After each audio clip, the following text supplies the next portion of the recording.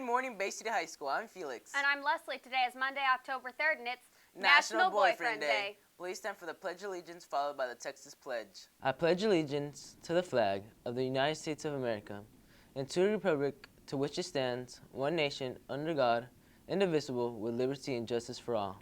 And now for the Texas Pledge. Honor the Texas flag. I pledge allegiance to thee, Texas, one state under God, one and indivisible. And now for a moment of silence.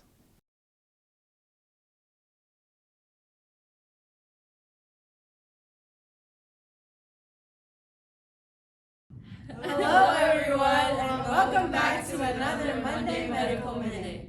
Vaping is such a large issue in the United States and in other countries, as well as in schools. According to the National Youth Tobacco Survey, about 3 million or 20% of high school students are currently vaping. In contrast to last year's records, 1.73 million or approximately 12%. Vaping is extremely dangerous to your health. If you vape, you are inhaling toxic chemicals and metals into your lungs. Most e-cigarettes contain nicotine, which is highly addictive and can harm adolescent brain development, which continues into adulthood. Using nicotine at a young age can harm the parts of the brain that control attention, learning, mood, and impulse control.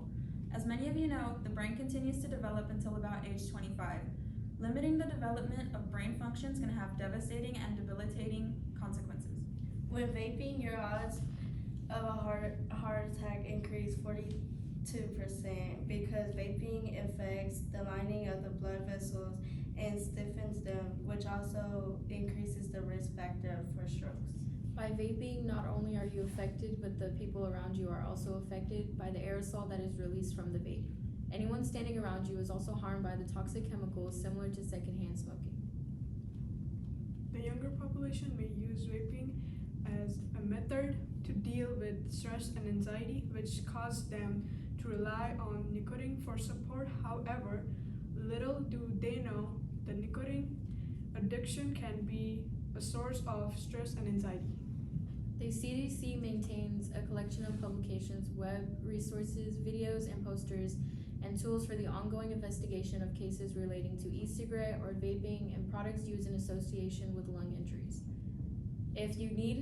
If you feel like you need help, you can inform your counselor or speak with someone from the National Tobacco Association by calling 1-800-YES-QUIT. Lady Cats Pink Out game is Tuesday, October 4th, 2022. JV plays at 5 p.m., varsity follows at 6. Wear pink as we recognize breast cancer awareness. Seniors, join us for FAFSA Fiesta Wednesday on October 5th from 5 to 7 p.m. Bring your parents and get a FAFSA dome, which is a graduation requirement. We will have snacks, door prizes, and lots of patience. The BCHS Dungeoneers will be hosting their next meeting on Wednesday, October 5th. It will be a camo jungle theme meeting on the Bay City High School stage from 3:30 to 4. We'll sign up to work the first play of the season and the upcoming concession stands. Everyone is welcome to attend. There will be a Spanish club meeting today in A211 at 3:15. We are raising awareness for breast cancer. Each class will compete to see which class can fill the most jugs with pennies. The competition starts October 3rd and ends October 7th. Students, Chromebook insurance is running out. Don't get stuck with a $75 broken screen bill. Get insurance for $30 for the entire school year. Be creative. Sign up to make this year's yearbook cover. Remember, it has to be school appropriate and represent BCHS. This is a school-wide competition. Go by room B129 and pick up an application to show your creative spirit. The deadline for the cover will be the 4th of November. Any further questions? Ask Mr. Valdez. Come join robotics. Our first meeting is on Tuesday, October 4th in Mr. Ramson's room. We will be selecting our officers and introducing people to the club. No technical experience is needed, just waiting to learn. Our SAT word of the day brought to you by Avid is halcyon, meaning calm, peaceful, happy. After the stormy weekend, the halcyon weather today is appreciated. Well, that's it for today, Black Cats. Make sure you tune in every day during your second period homeroom. Thanks for watching. We'll see you back tomorrow. Have a marvelous Monday. Or not. The choice is yours. This is Felix. And I'm Leslie. And don't forget, it's a great day to be a Black Cat.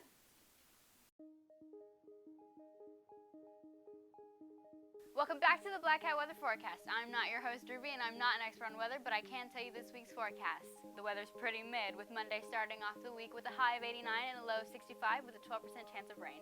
Tuesday has a high of 85 and a low of 65, cloudy, but thankfully no rain. Wednesday is a high of 84 with a low of 67, and it's pretty cloudy. Rain percentage jumping to 40%.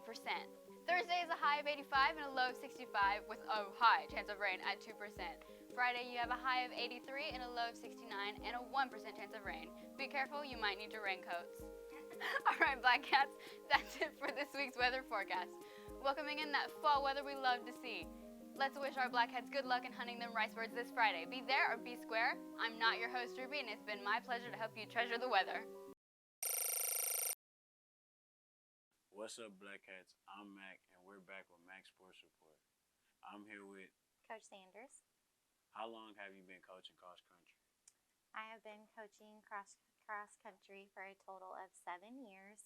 This is my 5th year in Bay City. Do you like it? I do like it. It's very different. The kids have to be very self-motivated, and it's a very individual sport, but you also score as a team, so it can be very competitive. Second question. Did you run cross country in high school or college? I did not run cross country. Actually, I was a sprinter when I was in high school, so not cross country. But I did go to college on a softball scholarship. Which other sport would you rather coach in?